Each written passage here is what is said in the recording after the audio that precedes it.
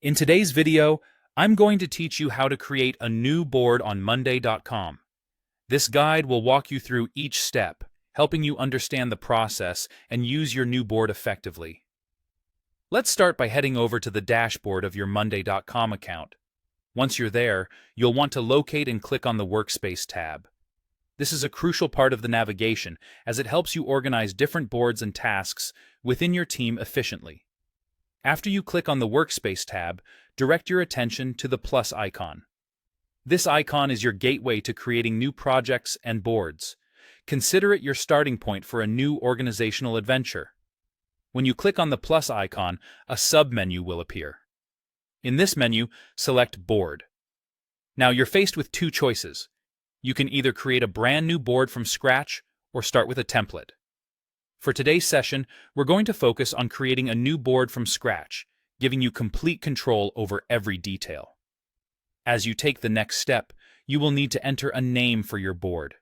Naming your board appropriately is important as it keeps your workspace tidy and easy to navigate for both you and your team. Think about what the board will focus on and try to encapsulate that in a short, clear title. Following the name, you'll be prompted to select the privacy setting for your board. Here, you have three options: Main, Private, or Shareable.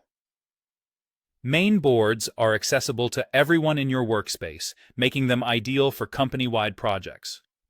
Private boards, on the other hand, are perfect for brainstorming or sensitive projects where access needs to be restricted.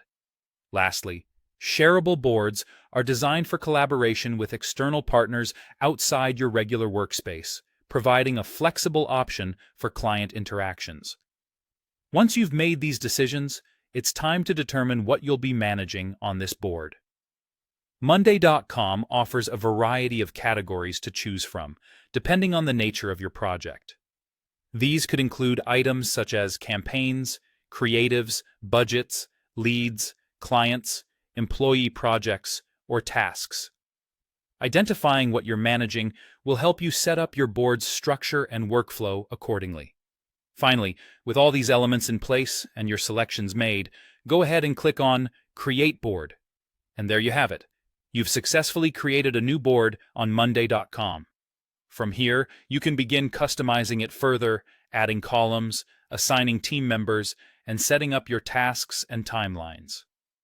Remember, the more effort you invest in setting up your board now, the smoother your workflow will be in the future.